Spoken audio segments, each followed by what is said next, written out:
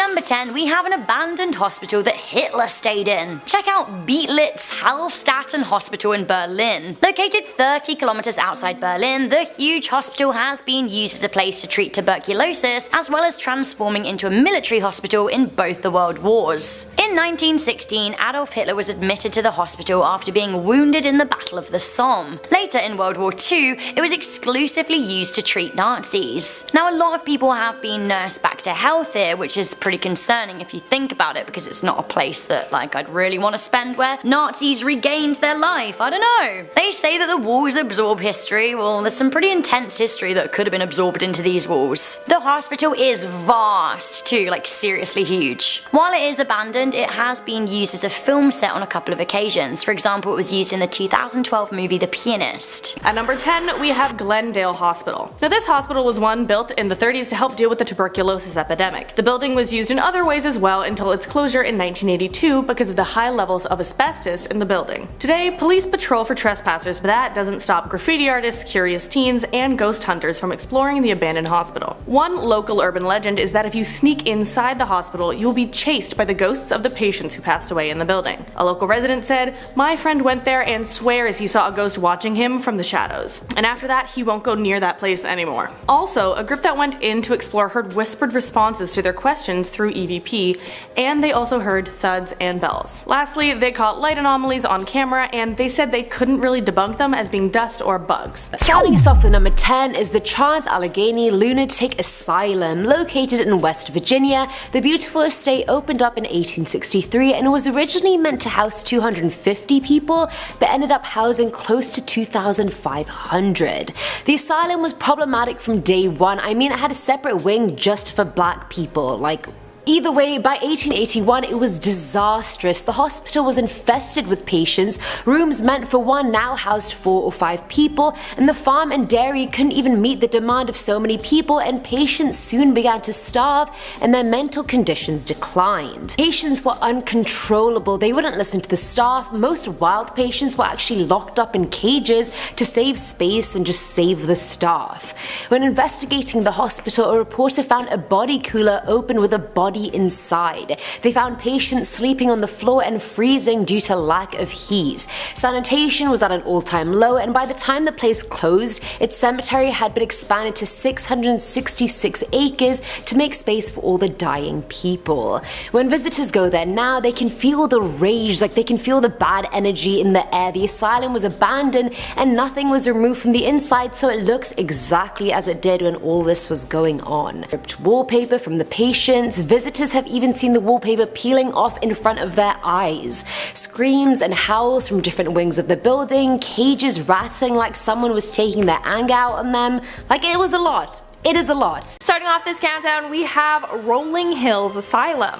Established in 1827, the Rolling Hills Asylum was originally a working farm that was converted into a home for the less fortunate. Then it went on to be a place for widows, orphans, alcoholics, criminals, and individuals with mental illnesses. But it closed its doors in 1974. Apparently, it's said that over 1,700 people died there. Hundreds are currently buried all over the property in unmarked graves, which makes this place very haunted. Visitors claim to have heard screaming and doors slamming. Others have seen the apparition of Roy Cruz, a 7.5-foot tall man who died there in 1942.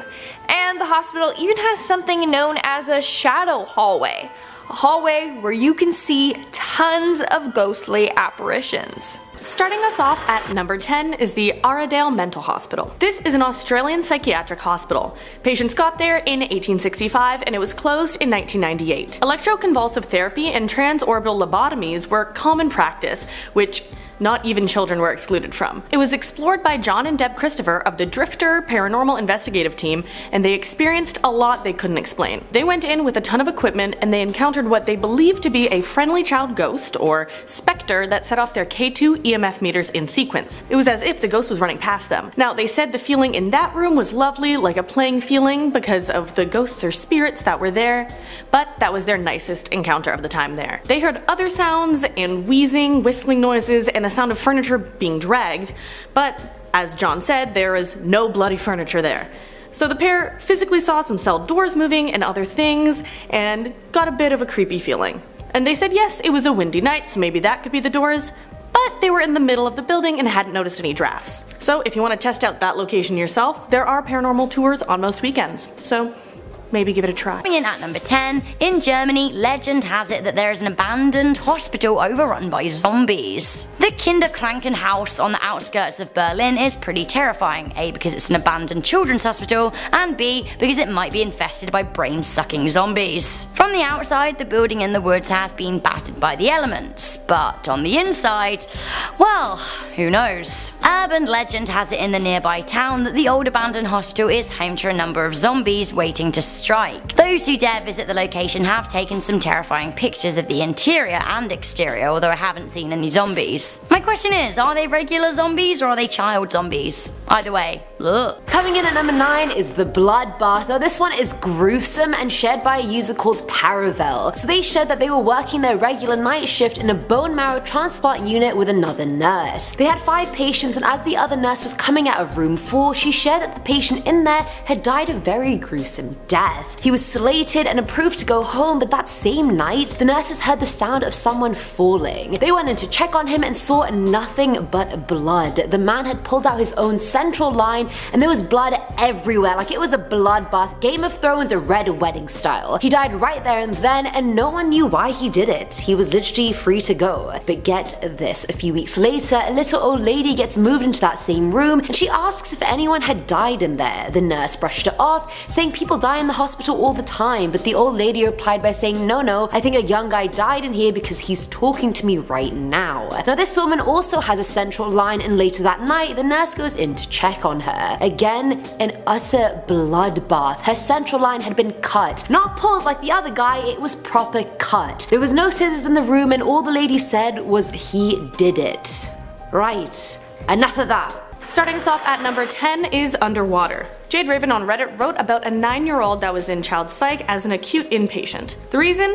The mother of the child refused to allow them to have another lollipop, and his response was far from normal. He calmly and purposefully drowned a toddler. The Redditor wrote that there was no spark of anything in that 9-year-old's eyes. No life, no humanity, it was stark cold, terrifying. So basically, an emotionally attached toddler felt detached from the actions that sent another kid to their end. Starting off this countdown, we have the teeth. The first patient on this list did something so gruesome to herself that you may just want to stop eating for a second while I tell the story. So according to the nurse that shared this story, this patient was known for inflicting harm on herself. She was known to rip out all of her hair till there was none left on her head or body. That was one of her habits. One day when they went to go check up on her, they found her with blood all over the floor and blood coming out of her mouth. The patient had pulled out most of her teeth, some of which she actually swallowed. The image of her just sitting in her room, bloody teeth surrounding her, has haunted the nurse ever since. Coming in at number 9, we have Denbigh Asylum. Denbigh Asylum is a former psychiatric institute in North Wales. Now over 1,500 patients were lobotomised on the grounds between 1848 and 1995. Not only that, Welsh MP George Maitland Lloyd took his life in the asylum in 1949. Urban explorer and filmmaker Lee Riley shot an incredible piece of footage on a DJI Phantom 4 drone flying over the old abandoned building. It's kind of hauntingly beautiful. Lee also ventured inside and took some photos of the crumbling building. Talking about his urban exploration, Lee said the building just sits there. He said it's weird to see how nature is just taking over. It's sad in some ways, but I feel proud to be one of the few people to see the places in their current state. On to number 9, Old Toole Hospital. This is also known as Asylum 49 because this old home for nursing and other things also is part-time an attraction. Nurses that used to work there claim that 3 different ghosts live there as well. A nurse in white, a man in black, and a little girl. The nurse in white became known when nurses would visit patients who said they had already been visited by a nurse in white already, but there was no nurse that wore white at the nursing home. Next, the man in black was said to be a terrifying apparition that manifested at 3 in the morning. And lastly, there was a little girl that would show up when patients were soon to die. Children's laughter could be heard in the halls, and that tended to be a sign that patients would pass away soon. This pattern of 3 mirrors the rumor that patients died in groups of 3 at the now abandoned hospital. So, while ghost tours are available, be warned. The spirits there are said to scratch visitors or even call out to them by name. Number 8. Seaside Sanatorium. This fortress made of brick was designed in 1934 by architect Cass Gilbert.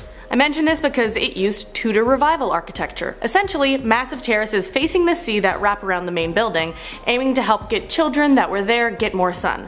As I mentioned before, that was a main method of treatment for TB at one point. Now, once treatments for TB improved, the use of the building changed. After being a sanatorium, it was a home for the elderly, and then a traditional medical hospital, and then lastly, a hospital for intellectually disabled people. Sadly, in its final form, the hospital staff were frequently accused of abusing patients, and the hospital became known for its high mortality rate.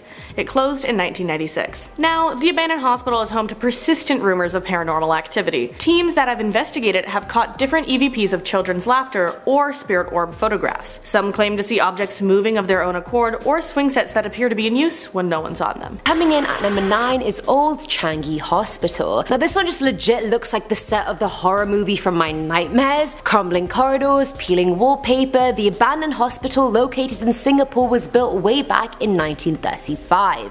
It was used for the British ARF, and when they withdrew 7 years later, the Japanese used it as a prison camp for British soldiers and anyone they deemed to be anti-Japanese. It's said the Japanese secret police had their base there and were known to be ruthless. Many prisoners were tortured tirelessly till they died. Some say they used to impale the severed heads of prisoners on stakes and put them out in public. It was bought in 2006 to be turned into a resort, but that fell through. Some say it was because of financial troubles, while others blame it on the hauntings.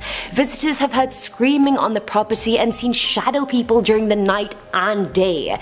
Some have even seen the apparitions of bloody soldiers walking through the hall, and the creepiest one for me by far is the ghost of a little boy that just sits and stares into the distance. A movie was shot in the hospital, and the cast and crew said they heard loud noises and voices and saw a floating woman with a black aura. Groups that go in there tend to have a member disappear, and when they reappear, they all tell the same story. They were following another member away from the group to a desolate part of the hospital when a figure would come and tell them they should never return. Upon exiting the hospital, that member would just disappear completely. I'm getting cringes, I'm getting goosebumps. Moving on to number 9, we have Topeka State Hospital. The Topeka State Hospital, located in Kansas, operated from 1872 to 1997. And this hospital, much like the others on this list, has quite a dark history. So apparently in the early 20th century, a reporter visited the facility and witnessed some terrifying things. He said that he saw a patient that had been strapped down for so long that his skin was growing over the restraints, and there were other patients that were chained up like animals. But a majority of them just sat in the hallways on a rocking chair, rocking back and forth, staring at the walls all day. That's something straight out of a horror film. At number 9 is another Australian asylum, Beechworth Lunatic Asylum. So we have talked about this place before, but that's because it's worthy of so many of our lists. A lot goes on there. It's haunted by many ghosts, including a specter that people have seen lying on the ground below a window. That woman specter was pushed out the window because another patient wanted her cigarettes. Now, one of the scariest sections of this asylum is the area that practice electroshock therapy. Visitors of the area today say that area is colder than others. Now, this could be because of the haunting idea of the practices that occurred there, or it could be because the ghosts of the people who died in the asylum linger there in hopes of escaping their past pain. Other visitors have heard sounds of children laughing and playing, and one woman went with her son and saw him talking to himself. Her son said he was talking to a boy named James who lived in the asylum, but there was no one there. Little unsettling, but hopefully it was a nice conversation, you know? Hopefully. Coming in at number 9, we have the Killed by Death legend. Killed by Death is an urban legend that focuses on sick kids in a children's hospital. Children are admitted to the hospital with severe flu-like symptoms and see a creepy, nightmarish monster stalking the corridors at night. Those still ill with the flu are taken one by one at night by Kinderstod, which means child's death in German. The Kinderstod sucks out the kids' souls, leaving them to die prematurely, although doctors think it was their just weak immune systems killing them. Only people with the flu can see the monster, leaving healthy people to think the kids are delirious when they complain of seeing the beast. It turns out that while this creepy child-killing monster seems like the stuff of urban legends, after some digging I found out it was actually an adapted creepypasta from a 1998 episode of Buffy the Vampire Slayer. Thought it sounded pretty familiar. Next at number 8, we have False Hope. This one comes from an ER nurse who spoke from a now deleted account on Reddit. She had an old lady stay in the ER overnight that was near death. They saw the signs: irregular breath, barely responsive, pale and cool, so they turned the lights down and kept an eye on her monitor. They searched and couldn't find any family, and then on top of that she was a DNR, do not resuscitate. So the writer says they were basically waiting for her to die. She was close. And then, an hour later, all of a sudden, she's standing at the door of her room with all of her clothes back on, just there. Apparently, she was hungry, so they got her food, and while she ate, the old woman talked to the staff a little bit in her room, but then she told her nurse she was tired and wanted to lie back down. Within 30 minutes, she was dead. This surge of energy is called rallying before death, and it's not uncommon, but it's super unnerving, just like this Redditor said, and it's just unnerving to see so much life in a person before death. Scary.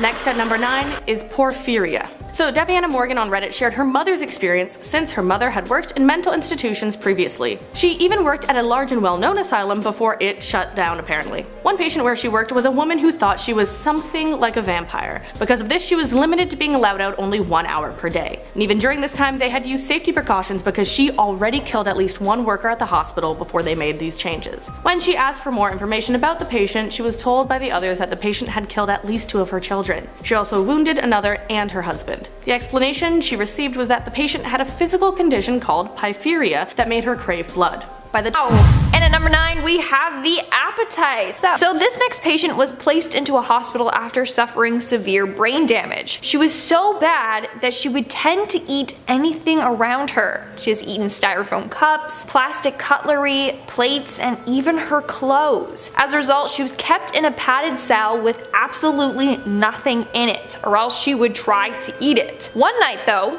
she plucked out one of her eyes. When nurses found her, they wondered where the eye had went. But I'm sure you know where this is going. They later found that she had eaten her own eyeball. This isn't fake, guys. These are real stories. Coming into number 8, we have Britain's largest lunatic asylum. Hellingly Hospital has been abandoned for 18 years. Sitting in the Sussex countryside near the village of Hellingly, the building has fallen into disrepair. Now, the main hall has a theatre-like vibe with some spooky high ceilings. Some of the old equipment is still in the building too, like this patient's chair for example. I can imagine someone laying in that chair while a doctor prodded and poked them with utensils. The fact that the chair can still be found in the building is pretty chilling. On to number 7, the McRaven House. So this one was built way back in 1797 in Mississippi, and the McRaven House has been called a time capsule of the South. There were expansions to the house in 1836 and 1849, but each edition left the initial construction untouched. So this house makes our list because it was a Confederate field hospital during the Civil War, and several residents passed away within the home. The former owner of the residence, John Bob, was murdered just outside the premises. But the most active spirit that haunts the house is said to be Mary Elizabeth Howard. She was originally the lady of the house.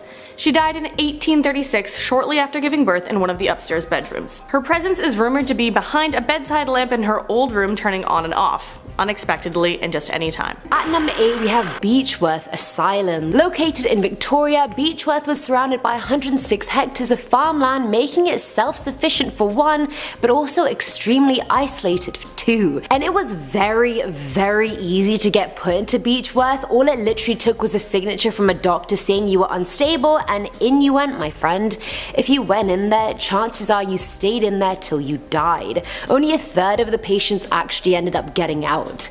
Physicians who worked at the hospital always spoke about brutal treatments, very troubled patients, and no hope of escape for anyone. It opened in 1867, and during its 128 years of being open, around 9,000 patients died on the property. Treatments involved isolation cages, straitjackets, restraint chairs, lobotomies, and electroshock treatments. People who go there have seen the ghost of a young girl who tries to communicate with you in any and all means seems possible. They've seen the ghost of nurse Matron Sharp in the halls as well. But the Gravilla wing, where the electroshock therapy took place, is especially creepy. Visitors report feeling icy cold in that area, and that a woman was pushed out of a window in that ward because another patient wanted her cigarettes. People have reported seeing her body on the ground where it fell all those years ago. Others have heard children laughing. One visitor's son was found talking to himself, and when asked who he was talking to, he said James, a little boy that lives at the asylum. In our 8th spot, we have the Trans-Allegheny Lunatic Asylum. The Trans-Allegheny Lunatic Asylum began operating in 1964 and was designed to only hold 250 patients. However, it was soon housing more than 2,400 patients, which was very problematic. The place was extremely overcrowded, and patients started to become more and more violent. Soon they were starting fires and attacking the staff. In 1994, the asylum was forced to close due to a lot of violations. Now it's said that the building is haunted from the souls of the mistreated patients. In fact, the building is open to ghost tours if you want to go do some exploring. On to number 8. Poole Park in Wales. Now, this building in Wales was used for many different things, but one use was an asylum. The Gothic-inspired architecture only adds to the creepy effect this abandoned building has. And while it may transition into another building, that hasn't stopped many from exploring its sites while they can. Jason Griffiths, of a group called the Ouija Brothers, saw his friend attacked by an aggressive spirit and possibly even possessed here. He wasn't even surprised at the time. He said, "There's a very dark, heavy presence at Poole Park, and if you don't listen to it and pay it attention, it makes itself known. You can feel when he's near, the surrounding energy becomes heavy." Now, it's a very active site in terms of the unknown and paranormal, with people having their shirts tugged by mysterious forces, to seeing figures in windows of empty rooms. Coming into number 8, we have the Red Wristbands urban legend. The wristband story is a creepypasta about a doctor who sees dead people. Basically, the story goes that Dr. Ullman was working as a surgeon and unfortunately couldn't save the life of one of his patients. As a signifier that the patient was dead, Dr. Ullman placed a red wristband on the deceased. After cleaning up and taking a moment, Dr. Ullman hopped into the hospital elevator to take a break in the cafeteria. As he was heading downstairs, a woman in a hospital white gown hopped in after him. Ever the gent, Ullman asked what floor the woman was heading to. She said she was expected in the morgue. Baffled, Dr. Ullman noticed another patient trying to jump in the elevator, but unfortunately they missed as the doors closed in his face. Ullman locked eyes with the man before the doors shut. He went white, he thought he'd seen a ghost. The lady asked what was wrong. He said that he thought that the man was a patient who had just died. The woman asked how he could be sure, and Dr. Ullman said that he was wearing a red wristband. The woman then smiled, held up her arm and said, "Like this one?" The elevator went down. Now at number 7 is Speak Back to Me. Now this story comes from a travel nurse called Courtney, and if you don't know what a travel nurse is, it's basically a nurse that travels across the country and works at a new hospital every 13 weeks. Now Courtney shared that she was working at an ICU at the time, and she had a patient there that would only repeat what was said to her and say nothing else. Now that day Courtney was with her all night, and she started telling her all the ways she had apparently died, saying things like, "I died because I took too much insulin, I died because of narcotic overdose, I died on a sunny Sunday afternoon," and so on. Now Courtney kind of brushed it all off as the patient was troubled, but then she looked up at the ceiling and said, "They're all still here." At that point Courtney was like, "I'm gonna up the hell out of here," and ran out of the room. If that was me, I'd be like, "Medicate, honey. I'm not here to be hearing you talk about the ghosts of deaths past. I'm here to do my job and then leave." She further shared that once she was caring for a blind patient who continuously asked her what time it was all night. She left and came back a while later to check in on her, and all the patient said was, "It's the witching hour." Court looked at the time, saw it was 3:33 AM and walked out, and hopefully never returned, because I sure damn would have not. Next at number 8 is With Bare Hands. So Never Got Challenger was another redditor that's mom was a nurse. During her mom's time in the neuropsychiatric ward while in grad school, she had one terrifying experience that stuck with her. It happened during a routine room check on night shift. All the patient's doors should have been closed, but after rounding a corner she saw an open door, and on the floor were a staff member's legs sticking out. When she got to the room she saw why the staff member was downed. The patient in the room was a woman with severe postpartum psychiatric disorder, and she had gouged out both of her eyes with her bare hands. She was just sitting there, cross-legged, holding her eyes in her palms. The first staff member to find her like that had a heart attack, and the mother who told this story said she performed CPR on the downed staff member. And while she did that, the patient just sat calmly, holding her eyes. Coming in at number 8, we have Jane. According to this person that shared the story, Jane was a young lady that had a lot going on, but she wasn't diagnosed yet. The first night at the facility, the staff found Jane in her room in a puddle of blood. Turns out that Jane was picking at the skin on her legs. She managed to pull her skin up on her leg and was degloving her own calf. Jane also had other strange habits. Every night before bed, she would perform the same ritual.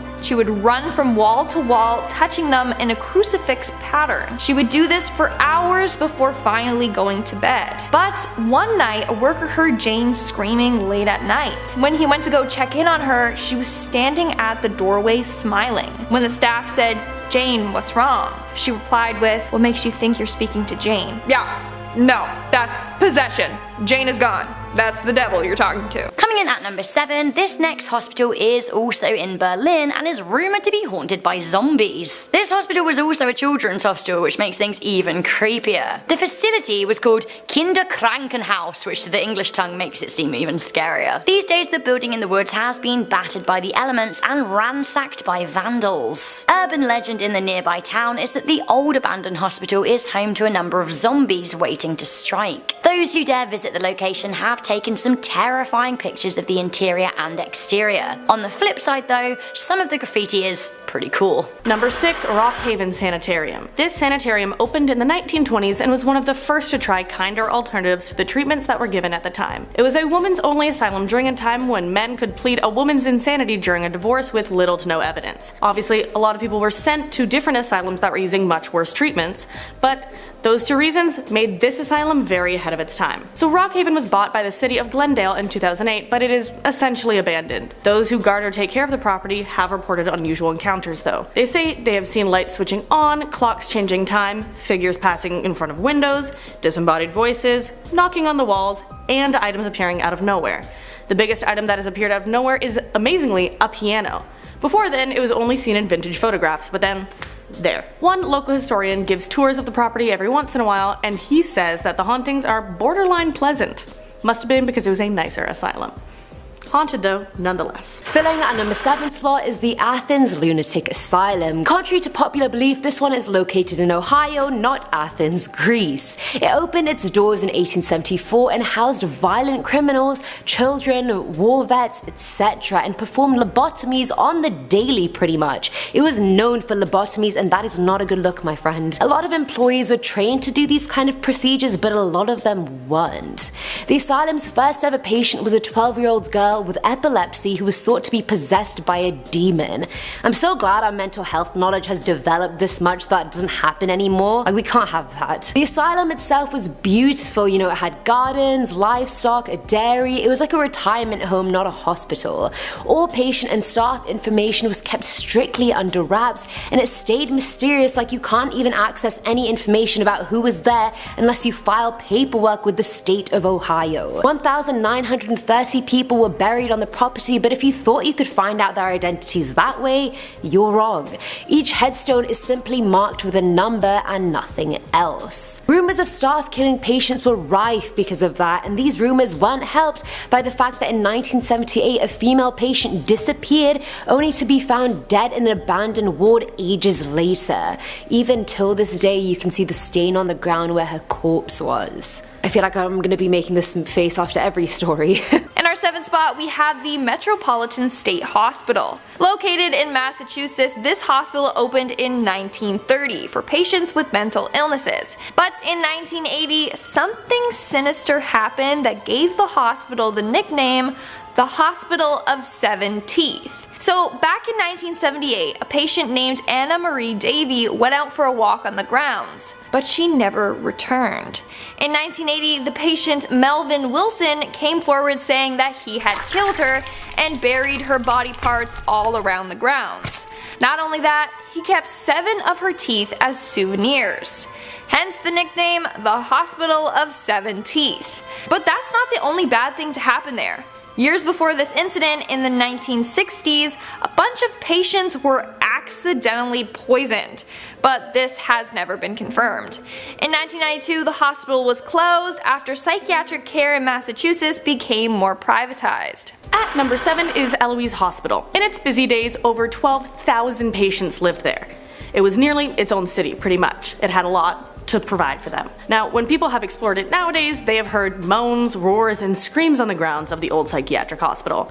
An employee reported that children saw a figure he couldn't see, and that the buildings had strange shadows. The basement of this building is especially creepy as it was flooded by water for many years and wasn't explored for a very long time. When it was explored by a group called Detroit Paranormal Expeditions, they described their experience as eerie. They heard shuffling noises as if some of the old resident spirits remained, and although it undergoes transformation into a mixed-use residential complex, it is assumed that the spirits haunting the area still remain and their emotional energies are lingering there. Coming in at number 7, we have the popular real-life urban legend that you should never go to a hospital at the beginning of a fiscal year because you'll get hurt. Ooh, fiscal year, talk sexy to me, top 10 list. Love me a fiscal year. Seriously though, this is actually an urban legend. People think that if they go to a hospital, particularly like a training hospital, they're likely to suffer an injury at the hands of doctors. Why? Because the new fiscal year marks a new intake of junior doctors who are inexperienced. While there is some slight evidence to back this up, healthcare providers insist that this is just an urban legend. Coming into number 6, we have babies switched at birth. We've all heard the urban legend of 2 babies born in the same hospital getting switched at birth, right? They're then brought up by the wrong families, and on their 18th birthday they find out they were actually switched. It's a classic.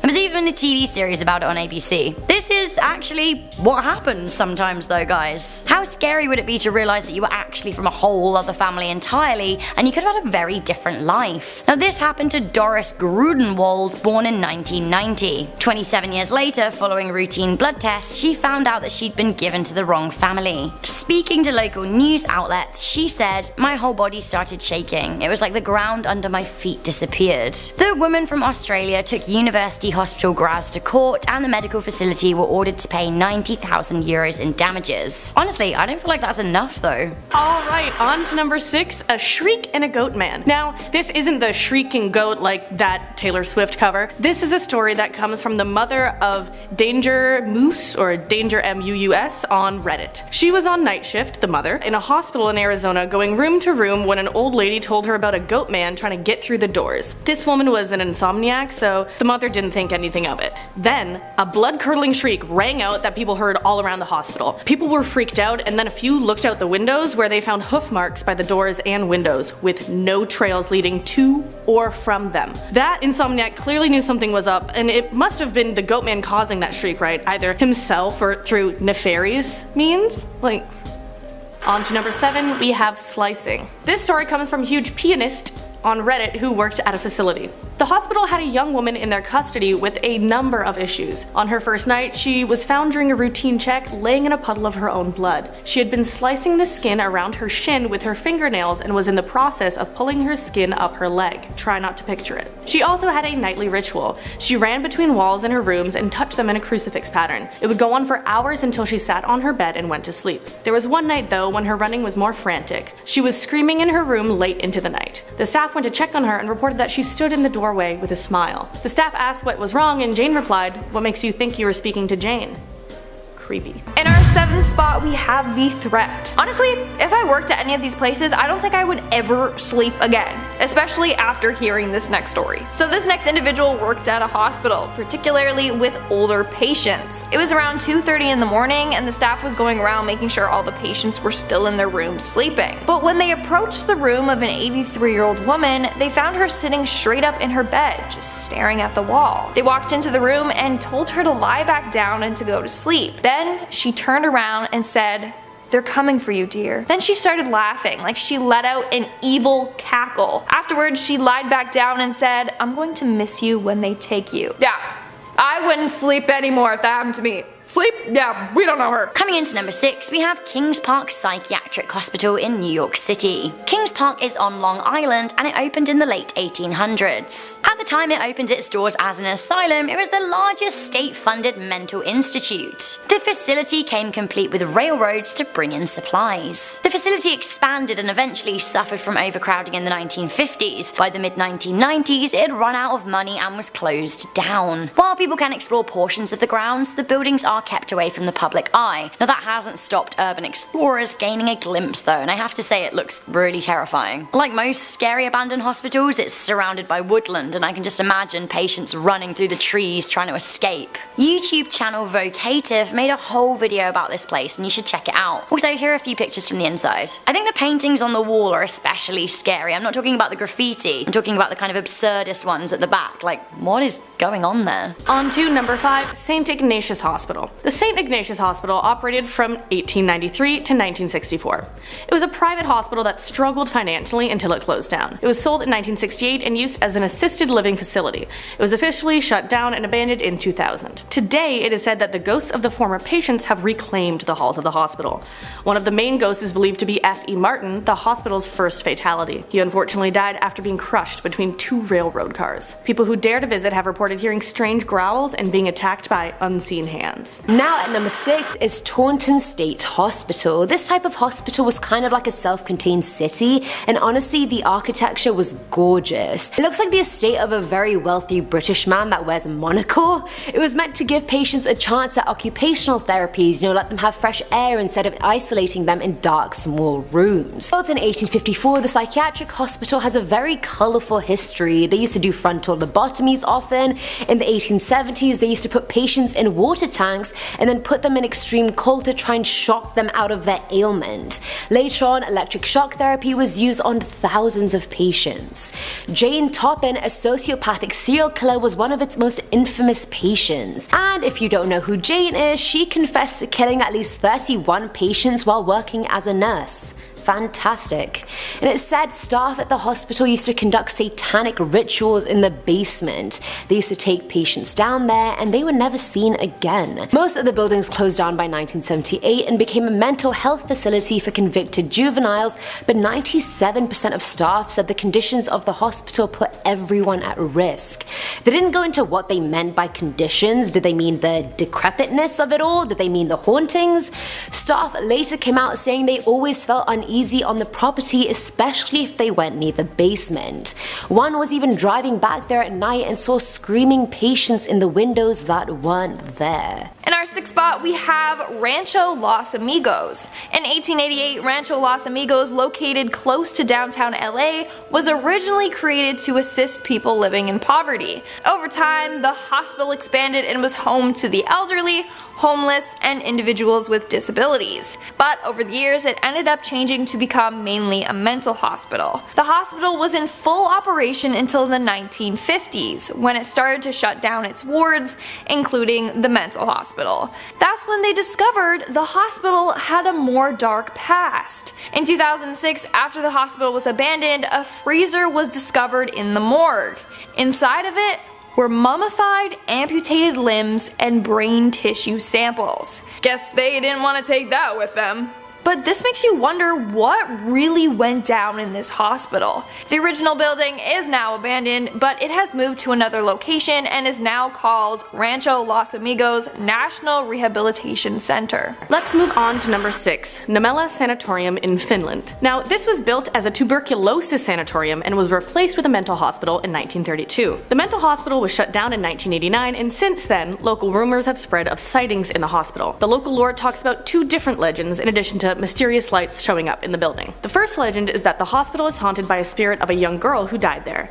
She causes cold drafts, lights to flicker, and taps on the shoulders of people as if it's a playful game. Now, the second legend is that an apparition appears on the roof. It looks like a woman and then she jumps off, causing onlookers to panic. But When they get to her to help, she's disappeared. But let's not hold on any longer. Okay, so this is a crazy story at number 5. We have toxic blood infecting a hospital. On a cold February evening in 1994, a 31-year-old woman, Gloria Ramirez, visited a hospital in Riverside, California. The woman was ill and had previously been diagnosed with cervical cancer. Now, the woman had some very unusual symptoms. Her heart was beating rapidly, her blood pressure was plummeting, and she was taking slow, shallow breaths. She was injected with Valium and other drugs to sedate her. When she was stripped of her clothes, doctors noticed that her body was covered in an oily sheen and there was a garlicky odour coming from her mouth. When her blood was taken, doctors noticed that it smelled very strongly of ammonia. The medics who had taken her blood soon became queasy and then fainted. One stopped breathing for several minutes and another shook uncontrollably, losing the feeling in their limbs. It seems that Ramirez was releasing a toxicity. 23 of the 37 emergency room staff members on shift that evening experienced symptoms. Now, 5 of them were hospitalized and 1 spent 2 weeks in intensive care. Ramirez died that evening and there was no official explanation from Livermore investigators about the bouts of illness on the ward that night. Weirdly enough, this urban legend does actually seem to be true. There are news articles about the incident. Filling our number 5 slot is the hallucination. Now this one's from Reddit user Whites42 who worked as an ICU nurse. She shared that a woman in her 20s had come in with serious cardiac abnormalities and then abruptly went into respiratory distress. She was put on a ventilator and was sedated just enough to keep her lucid. She could nod to answer questions and that's all they really needed from her at the time. Now a few nights later, the patient in the room next to her has died, but the body was yet to be taken to the morgue. Now the girl's room door was closed and the male patient's curtain was drawn, so they never met nor did they see each other. The nurse went to check in on the woman and she looked like she was about to die, like she was in pure panic mode, and the nurse asked her if she was cold, were you in pain, are you warm, and she said no to everything. She then asked if she saw something and she started nodding aggressively. And mind you, just because she was sedated that doesn't mean she was hallucinating, like she wasn't. She started probing and asking questions to try and figure out what she was seeing, and she found out that the patient was seeing a Caucasian bald man missing his left arm. The nurse then freaked out when she realized the patient was seeing the ghost of the man who had died in the room next to her without ever actually seeing him. Okay. On to number 6. Water cure. At the Topeka Asylum for the Insane in 1903, the attendants used torture under the direction of head staff. It was called a water cure against insane women at the asylum. Those who disobeyed Miss Houston, the head of staff, would have a sheet thrown over their head by attendants and be pulled down to the floor. Miss Houston would then pour water out of a pan onto the face in rapid succession until the patient obeyed orders. It was also known as simulated drowning and also sounds similar to waterboarding. Moving on, number 6, we have the photos. So this story was posted on Reddit by the user Ping. She told the story on behalf of her sister, who is the director of a psychiatric hospital. According to her sister, one of her patients would cut open her arms, legs, and torso. But wait, it gets worse. After doing so, she would take photos of her family and place them under her skin and then close the skin around it. I seriously don't know how the workers do it. Like, I would be traumatized if I saw someone do that. Another New York asylum up next, we have the Willard Asylum for the Chronically Insane at number 5. This is one of the creepiest places on earth. Operating from 1800 until 1995, rumors circulated that once people were admitted here, they would never be leaving. The average stay of a patient here was 30 years, which is actually longer than most life sentences, so that's pretty intense. It's also said that the people who died in the asylum were buried in nameless graves in the hospital grounds. As the hospital was closing down in 1995, an employee found 400 old suitcases stowed away in the loft, clearly packed away as if the person was never going to leave. The cases contained personal items and letters from family members, which is really sad if you think about how the patients weren't allowed to keep them. Some contained old photographs, which are really haunting to look at when you know that these people were admitted to the hospital and never allowed to leave. We are now at our 5th and halfway mark with Creedmoor Psychiatric Hospital. Back in 1912, this hospital opened up in Queens, New York for individuals that were said to be mentally ill. Most of the patients had psychosis or schizophrenia. It started off as a small institution with only 32 patients, but in 1959 it housed more than 7,000 1,000 patients. As a result, the hospital was very crowded and understaffed. In the 1970s, rumors spread like wildfire about murders, attacks, and suicides all happening in the hospital. In fact, it's said that one nurse hit a patient in a straitjacket across the throat with a club, which ended up crushing his throat, and as a result, he died from asphyxiation. Shortly after, the asylum was closed and left to rot. Let's jump to number 5. We have Trans-Allegheny Lunatic Asylum. Now this asylum opened up in 1864 and was built to house 250 people for treatment, but it swelled up to almost 2,400 people in the 1950s. The asylum even offered money to anyone who dropped off a patient, which obviously led to people who shouldn't have been admitted to be admitted. Now the spirits of the asylum range in their stories.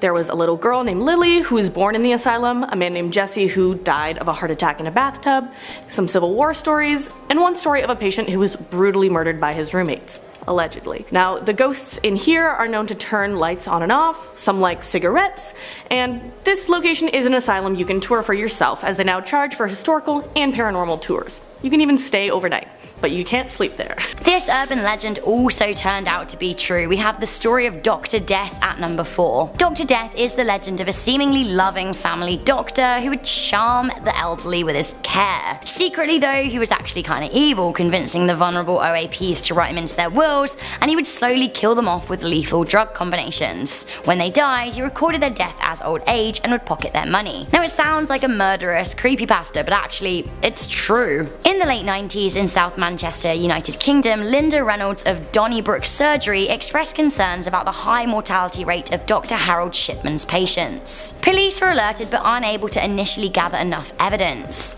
6 months after the initial claims, police found sufficient evidence that Dr. Shipman was spiking his elderly patients with diamorphine and forging their wills. In total, Harold Shipman is thought to have killed over 215 patients between 1975 and 1998.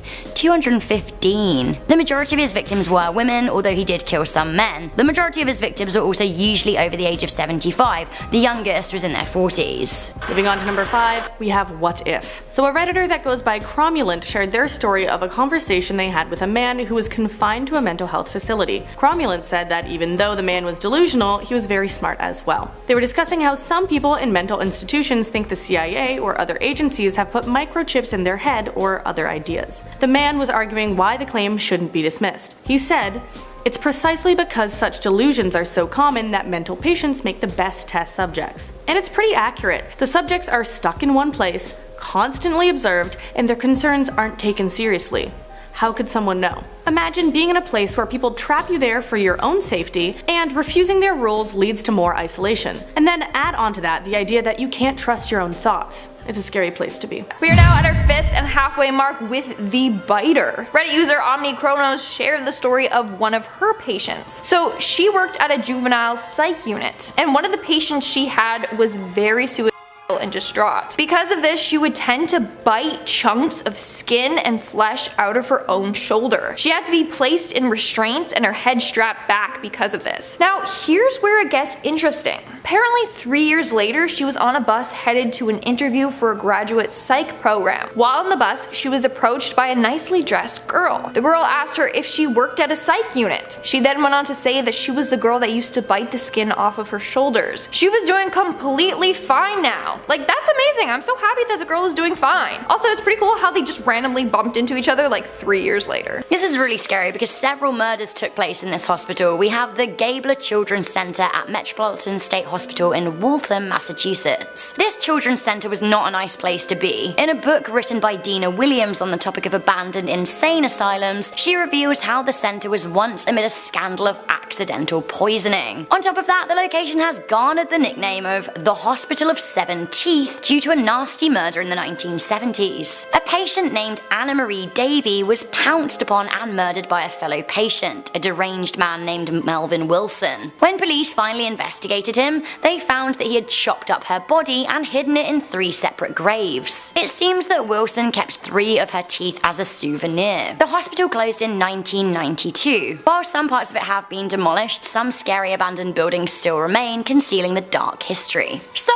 what is scarier than a creepy abandoned hospital? At number 4, Central State Psychiatric Hospital. So this hospital originally opened in 1842 as Georgia State Lunatic, Idiot, and Epileptic Asylum. It was the first public psychiatric hospital in Georgia. A century after it opened, it swelled to 200 buildings across 2,000 acres.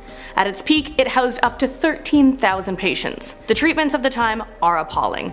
Lobotomies, electroshock therapy, straitjackets, and even children being confined to cages were methods used at the hospital. With the large numbers it housed and the mass graves nearby, it is no wonder that people have had paranormal experiences there. People report voices or strange sightings close to the graves where over 25,000 people are buried. The sightings are typically said to be simple visual anomalies, but golfers from nearby have also reported hearing screams from within the abandoned buildings. Additionally, passerby have felt strange as they come near the buildings with feelings they can't really explain. Coming in at number 5 is Nocton Hall. Located in England, during World War I it was used as a home for wounded American officers, but by World War II it was a military hospital. By 1957 it was open to the general public and closed down around 48 years later.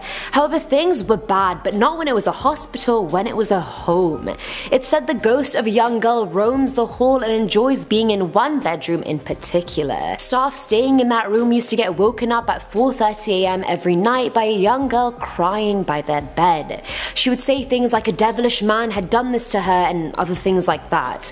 The story claims the ghost is a servant girl who became pregnant after being with the owner's son, and he then later murdered her. The apparition of a grey lady has also been seen around the hall, but God knows who the hell she is, but she's there. Making our way down the list, number 4, we have the Gonjiam Psychiatric Hospital. This next abandoned hospital is named one of the most haunted places in South Korea, and one of the freakiest places in the world.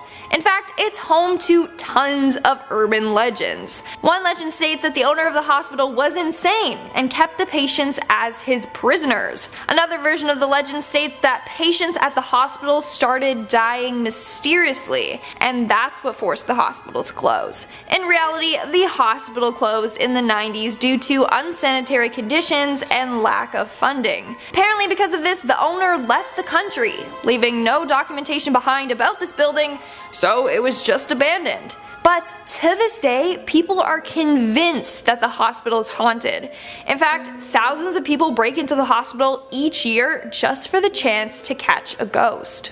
Let's move on to number 4, Bethlehem Royal Hospital, aka Bedlam Asylum. The term Bedlam, meaning a scene of uproar and confusion, or chaos, or madness, came from this place. Bethlehem, Bedlam. And it's understandable how the term came from this place once you look at its history. It used to be a psychiatric institution in London that began in the 1400s, way back, and patients were locked up in chains and the treatments used on them bordered on torture. The residents of the areas surrounding the hospital complained about the sounds of cryings, screechings, roarings, brawlings, shaking of chains, swearings, frettings, and chafings. So the ghosts don't just haunt the Royal Hospital, but also Liverpool Station, since the station was built over the cemetery of the facility back in 1874. In the late 18th century, screams were heard in the area, and back in 2000, a ghost was recorded on closed-circuit TV at the station. So the ghosts all over London at that point, just because of that one place. Total bedlam. Coming into number 3, we have the Legend of King Seat Psychiatric Hospital. You could literally not pay me to go here, like nothing, no money. This is an old abandoned mental asylum in New Zealand of all places. Staff were nasty to patients with many abuse claims and even murder claims coming from relatives of those admitted to the facility. Interestingly, despite many patients dying in their stay at King Seat, it's said by locals that more staff members and nurses died than any of them. There are some suggestions that something in the place led people to suicide. Now the building is abandoned, which makes it even creepier. I have no idea why you would ever visit, but if you did, you can still see the scratch marks on the walls where patients tried to claw their way out of the rooms. That is not all you might find either. It seems that the building has been at the centre of paranormal investigations for years, with local legends saying that the building is haunted by as many as 100 ghosts. Most famously, the ghost of a grey looking nurse is said to stalk the halls. Just get me away from there. At number 4, followed by death. This comes from another deleted account on Reddit. A staff member at a skilled nursing facility was typically working in the Alzheimer's ward and had a troubling string of experiences. First, they heard someone shuffle behind them, and then they feel someone put a hand on their shoulder while they're in a linen closet. So when they turn around, they see no one there and the door is still closed, so it was a bit freaky. Then, another lady began to complain to them for 2 weeks straight every night that a man was coming into her room at night. That being in the Alzheimer's ward, the author of this post didn't take it too seriously, saying they'd check in on her throughout the night. At the end of the 2 weeks of complaining, the staff member asked what the man looked like, just out of curiosity. The woman said, "He's real handsome and wears a black suit. Oh, he's right behind you now, honey," which justifiably freaked the writer of this story out. There was no one behind them, and as for the old lady, she died the next night in her sleep. So was the person in the suit death following them? Is that what they felt with their hand on the shoulder on the hand? I leave it to you. Next at number 4 is Inside. This one comes from Atheist Comic. There was a patient with severe brain damage that was kept locked in a padded cell naked. She wasn't given access to anything that she could put in her mouth. This is because she would try to eat it every single time. She would eat anything. The examples given were styrofoam cups, plastic cutlery, and plates. Then one time on a full moon, she snuck a plastic spoon from a tray on the way to the bathroom, and with it she plucked one of her eyes out. This was despite her restraints and attendance, and in the end, they found the eyeball in her stomach. As I said, she ate everything. In our 4th spot, we have the lost identity. This story starts off with a pretty dark backstory. So this next individual worked at the dental clinic of a psychiatric hospital. One of the patients that she will never forget is a man named Terry. Here's where it gets dark. When Terry was young, he witnessed his sister get killed by their stepfather. As soon as this happened, Terry took on the personality of his sister. He was 100% convinced that he was her. As a result, he would often dress like her. Even now, as a grown man, he would wear little girls' clothing. He would also cut pictures out of little girls and attach them to a string in which he would wear around his neck, like a necklace. Even though the pictures of the girls were random and from magazines, he was convinced that they were his friends. Terry was never violent at all. He was just simply a boy who saw a tragic death at a young age that literally broke him. And that makes me so sad. Poor Terry. A creepy abandoned mortuary, basically a hospital for the dead at number 3. This is absolutely disgusting. Memorial Mound in Kentucky was left abandoned for 18 years with corpses left to rot inside. Caskets were disintegrating and bodies left in blue plastic bags. Weirdly, coffins were elevated off the ground and found left decomposing. Gross. Embalming liquids still remain in their tubs too, which is really weird. Some of the interior walls and fabrics appear to be moulding, which is also gross. The site was closed down in the year 2000 and was left abandoned since. Now the buildings, bodies and all, were rediscovered in 2014 and are now for sale. But I've got to ask, who on earth would want to buy this building? It is horrifying and more than likely totally haunted. What is worse than a creepy abandoned? Number 3, Fairfield Hills State Hospital. This hospital opened in 1931 as a hospital to accommodate the overflow of patients from other nearby mental hospitals. Like other psychiatric hospitals we have talked about, the patients were treated harshly at the time. Until it was closed in 1995, the halls of the hospital were filled with stories of abuse, electroshock therapy, invasive experimental surgeries, suicides, and mysterious deaths. Eyewitnesses claim to have experienced hauntings within the walls. They have seen a dark, shadowy figure rounding corners quickly and have felt like they have eyes watching them. When they go to investigate, the figure had disappeared. Now the hospital is heavily guarded and trespassers are not welcome, so who knows what's going on inside. At number 4 is the Ararat Lunatic Asylum. Said to be Australia's most haunted building, this mental institution is the largest abandoned asylum on the continent.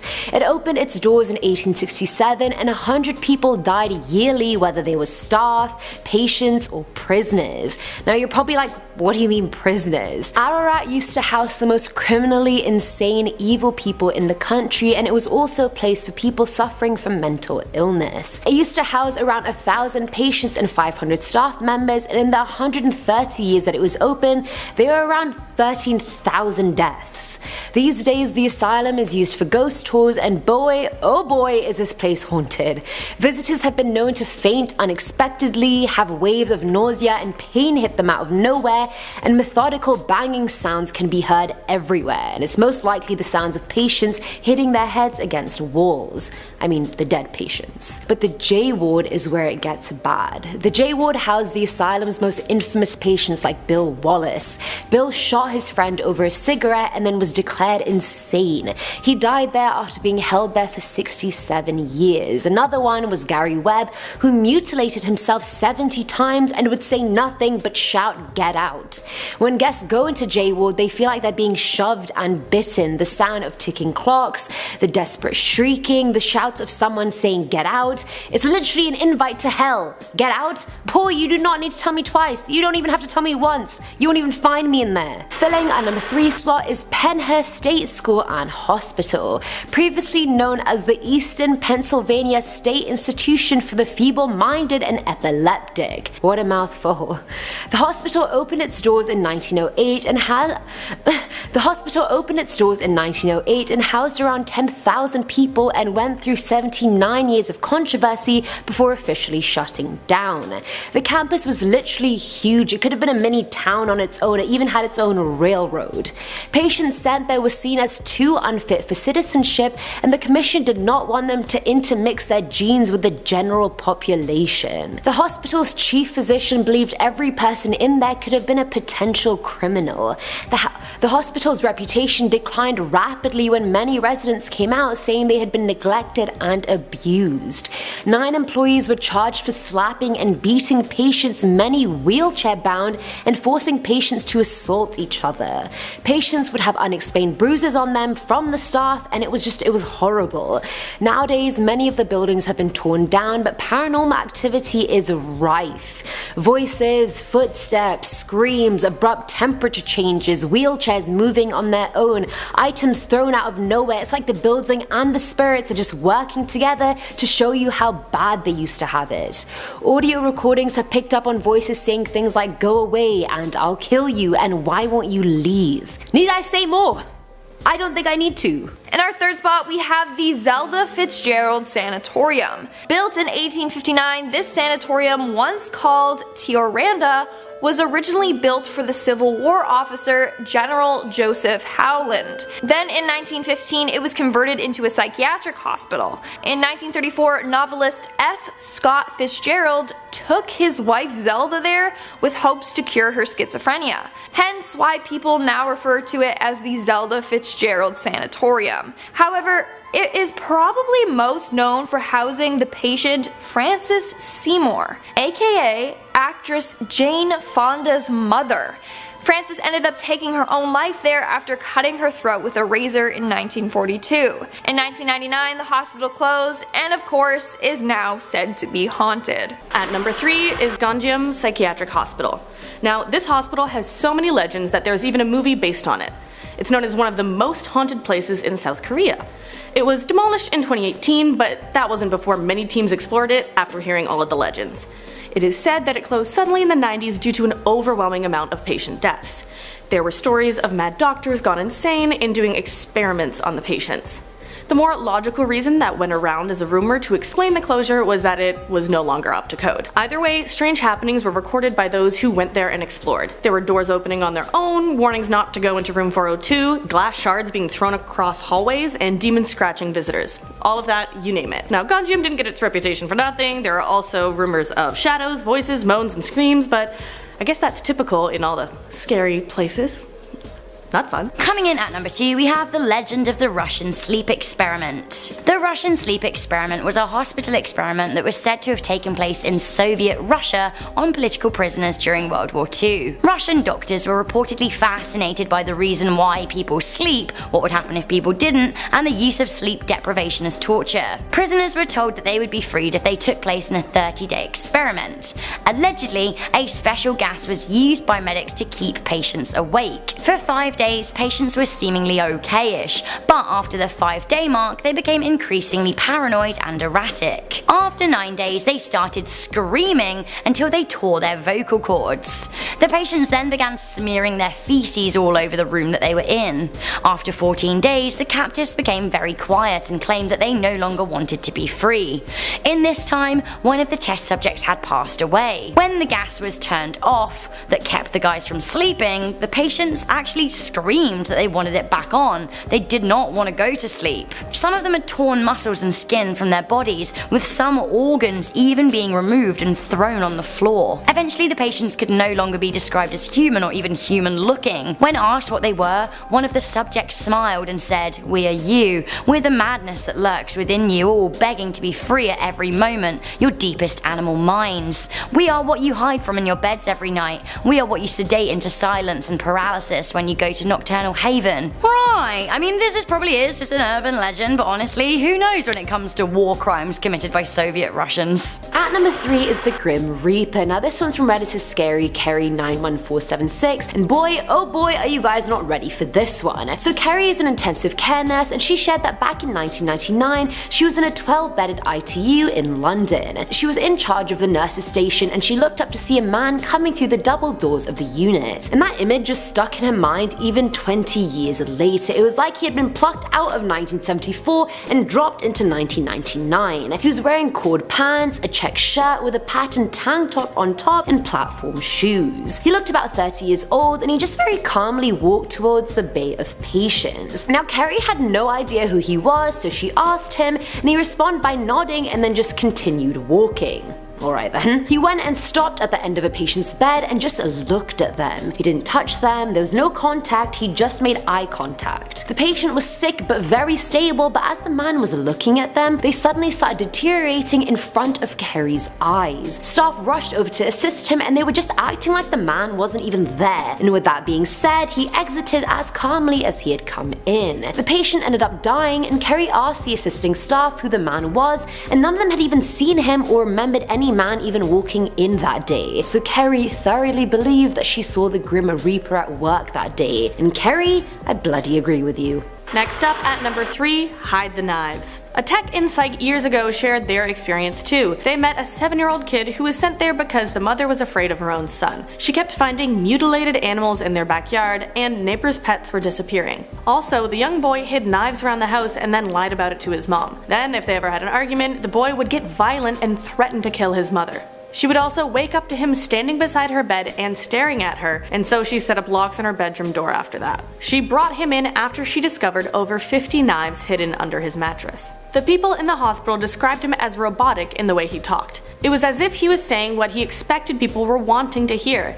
He looked through people, not at them. The person who posted this story believes they met a 7-year-old psychopath. Moving on to number 3, we have the carvings in the wall. This next worker was in charge of keeping an eye on a group of certain patients. One of the patients was a pretty shy guy named Tom. He had trouble speaking, so he often would just not speak at all. He had been in the hospital for about a month now and would often keep to himself. What's weird is that he would often sleep on the floor under his bed. Nurses just assumed he might be frightened and that he felt safer sleeping under his bed, so they allowed him to do so. One morning though, the nurse went to check on Tom and found him staring at the wall. His hands were covered in blood. Some of his fingernails were missing. They removed Tom from his room, and she inspected the room to see what went down. The nurse followed the trail of blood to under his bed. When she moved the bed, she was horrified at what she saw. Tom had carved a bunch of drawings into the wall with his fingernails. The drawings were satanic. The freakiest part? Tom had written, "He's coming," on the wall, in his blood. Who's coming?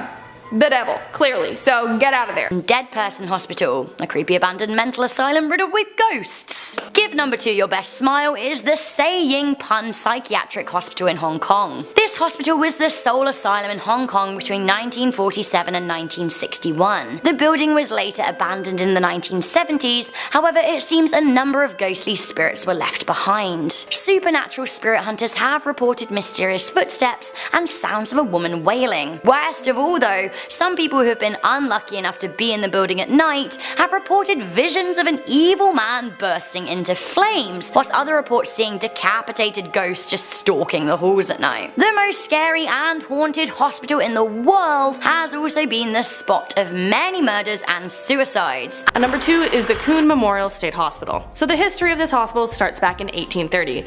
It was the Vicksburg, Mississippi hospital treating patients mainly diagnosed with smallpox. The hospital also served the wounded during during the Civil War. It officially closed its doors in 1989, and although the new owners boarded up the property in the early 90s, trespassers quickly made their way into the buildings. Paranormal investigation groups have reported seeing full-body apparitions and shadow figures roaming the building. They say you feel the presence of the past patients of the building as well. Many visitors also say they have heard the usual bangs, bumps, and footsteps commonly heard in spirited destinations. It is also known far and wide as a hotspot for paranormal activity, with groups that investigate apparitions and EVPs recorded there. While one group of ghost hunters were exploring the abandoned Coon Memorial State Hospital, they found the body of a missing woman. Now at number 2 is Coon Memorial Hospital. This has to be one of Mississippi's most haunted buildings for sure. The hospital was open for well over a century before being closed down in 1989. When it initially opened, it was for the smallpox outbreak, but later tended to Civil War soldiers, and then later the yellow fever outbreak. Well, we have a lot of outbreaks as a species, don't we? The hospital itself is a maze of rooms and walls. Some are knocked down, most are spray painted, it's just a whole mess. And despite being abandoned pretty much right after it closed, many paranormal teams have been inside and have seen shadow figures climbing up the walls. Yes, up the walls, not just floating around the hallways, up the walls. Their cameras captured disembodied voices saying, "Oh my god," and the voice of a little girl saying, "Want to come play with me?" Why do dead kids always want to play? I don't want to play with you, like leave me alone. The worst discovery happened in 2015 where a group of ghost hunters ventured into the hospital to check it out. You know, adrenaline junkies, I don't know, I don't get it. Now they ended up finding the murdered body of a missing woman near the entrance, but her blood trails indicated she had come from inside. Her body had been dragged from the second floor in the middle of the hospital to a grassy area outside. Most of her blood was found on the steps. I just need a minute to comprehend this. In our second spot, we have Athens Lunatic Asylum. Yes, that's the actual name of this asylum. Located in Athens, Ohio, the asylum was built in 1874 for patients with tuberculosis. However, over the years, it became way too overcrowded and understaffed. As a result, patients were being mistreated. Over the years, the hospital turned into a place for the mentally ill. This is when the man, Dr. Walter Jackson, comes into play. Dr. Jackson loved transorbital lobotomies. He believed that it could cure all mental illnesses. So at this hospital, he performed 200 lobotomies. I'm telling you right now that many did not go so well. But that's not the only freaky thing to happen there. A patient known as Margaret Schilling went missing while in the ward. A month later, her body was found locked in a room in an abandoned section of a ward. In fact, her decaying body left a nasty stain on the ward's floor that can still be seen today. But let's go on to number 2, Letchworth Village. Letchworth Village was a residential institution that opened in 1911. Now it is overtaken by nature as it has been just left to be. People who walk among the buildings report feeling overwhelming sadness. Visitors also report hearing furniture scraping across floors in the buildings, heavy footsteps, disembodied whispers, and tapping, knocking, and rapping on the peeling stained walls. So similar to other paranormal places, there are rooms that become suddenly cold, but there is just so much paranormal activity at Letchworth. There are possible poltergeists that fling belongings and turn lights on and off, plus people record a lot of EVP phenomena. Now the scariest thing a group reported was that they came across a 7-foot tall apparition with its legs bent back. It stalked towards them with glowing white eyes. If I saw that, I don't know what I would do, probably run away very quickly. And others have felt pushed, shoved, or held down by mysterious forces while exploring, so if you decide to check it out, be warned. There's a lot. Finally at number 1, a disgusting and scary urban legend that turns out to be true. Coming into number 1, we have Chinese hospitals sell dead babies to eat. What is this? The rumor was that a number of hospitals in China were selling aborted child fetuses, as Chinese people believed that eating them would boost their stamina and sexual health. This, unfortunately, is the truth. This was happening. It was even reported that surgeons were eating the fetuses themselves. Now in 2011, South Korean customs seized 17,000 pills containing powdered baby flesh that had been smuggled in from China. There was a documentary made about the practice that aired in South Korea that showed doctors refrigerating refrigerating dead babies. The undercover reporter learned that corrupt medics at hospitals were selling the dead babies on to paying customers who wanted to eat them for their health. One anonymous consumer even said that he'd cook the fetuses in a soup with ginger and orange peel. How disgusting is that? At number 2, we have a C-section nightmare. It comes from P as in Peter on Reddit, who had a traumatizing experience while getting a C-section. She said that when the doctors were preparing to close her, she had blood splash on her face. Her own blood. She wrote that one of the doctors working on her must have dropped one of her organs. Like, hello? This woman was simultaneously giving life and being reminded that hers is fragile. She at least had a good attitude about it because she said her family got their money's worth from the anesthesiologist who wiped the blood from her face in classes. But that's an organ falling and splash. I don't know how they are not super traumatized by this, but that's the miracle of life, ladies and gentlemen. At number 2, teacher. So as a pharmacy tech, one of this person's job was to dispense patients' medications. As a 5'2" woman, just like me, she was accompanied by either a male nurse or a security guard. That was for safety reasons. But other than a death grip on her arm or a manic outburst every once in a while, she didn't face many issues. There was one 9-year-old boy who was always polite to her and found something to compliment about her every single time they met. He was also well-spoken and nice, so she began to look forward to saying hi to him, and that was until other female nurses saw. They asked if she was out of her mind. Apparently, when he was in kindergarten, he grew very attached to his young female teacher. He began calling her mom and left notes saying he wished he was her son. His home life was normal, and the teacher said she couldn't be his mom because that would hurt his real mom's feelings. He already had a good mom. So he went home and killed his own mother in her sleep by cutting her throat. And this was all so his teacher could be his mom. The female staff at the hospital then, after knowing that story, had a general rule of not interacting with him too much to prevent any kind of attachment from forming. In our second spot, we have the bones. Just when you thought this list couldn't get any darker, we got this story. Literally, I was scripting this while eating mac and cheese and wrong decision. Stop eating. So this next patient had a tendency to harm himself. In particular, his habit was to break his own bones. Now, you would think that would be extremely painful, but for some reason, to him, it wasn't. In fact, he has broken his left arm more than 3 times over the years. Basically, as soon as it heals, he purposely breaks it again. And as a result, his left arm barely functions. When asked why he does this, he told the workers he loves the sounds of bones breaking. He also always has broken fingers and toes. He's just constantly snapping and breaking his bones. Now they have restrained him so that he can't harm himself. But still, I could never imagine breaking my own bones on purpose. It's like the scene in The Orphan when she like puts her arm in the if you've seen that movie, you know what I'm talking about. At number 1, we have King Seat Psychiatric Hospital in New Zealand. Now this hospital was opened up in 1932 and shut down in 1999. The King Seat Hospital was not a nice place to be when it was opened, and seemingly is even worse now it's closed. The maximum security psychiatric unit was very, very intense, and you can still see the bars that were placed on the window as well as the scratch marks in the walls from where patients were clawing to get out. Local legend has it that more nurses died at the facility than patients. Since the hospital's closure in the 90s, several death cases have been reported and investigated as manslaughter or murder amid repeated claims of abuse. Some said that staff even beat several patients to death or just simply let others starve. There have been over 100 ghost sightings in the building, which has been the subject of many paranormal investigations over the years. Many people believe that the hospital is haunted by the Grey Nurse. Others report seeing a number of shadows. Now it might not all be bad. A family that lives nearby has claimed that ghosts play with their children and they're quite friendly. Creepy though. Very creepy. Lastly, number 1, Oklahoma Tuberculosis Sanatorium.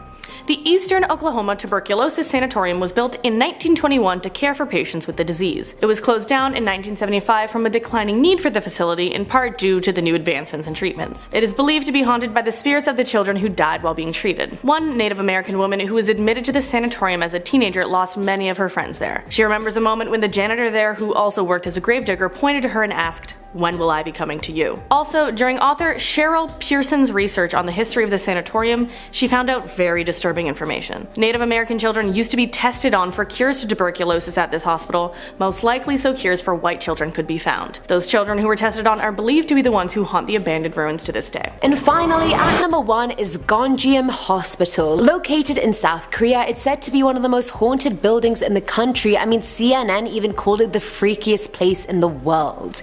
The hospital hospital was randomly and abruptly closed in the 1990s, and people only really found out why ages afterwards. They weren't making money, the conditions were beyond unsanitary, there was no proper sewage disposal, and worst of all, a lot of the doctors themselves were mentally ill and the patients were murderous.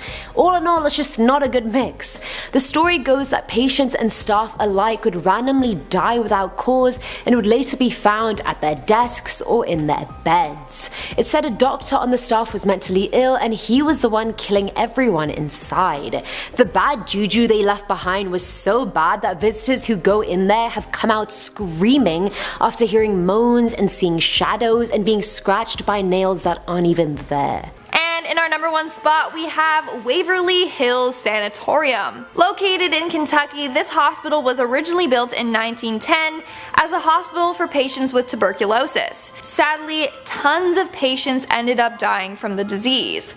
The hospital did more harm than good. Rumor goes that the hospital was mistreating their patients and conducting experiments on them. In fact, they had an area in the hospital called the death tunnel or body chute, where they would dump the deceased. It's also said that one nurse hung herself in room 502, and in that same room, another nurse died from falling out of the window. The hospital closed in 1961 upon the discovery of an antibiotic that could treat and cure tuberculosis. As a result, there was no need for the hospital. Now it's said that it's an extremely haunted building. Apparently, people have seen tons of apparitions there.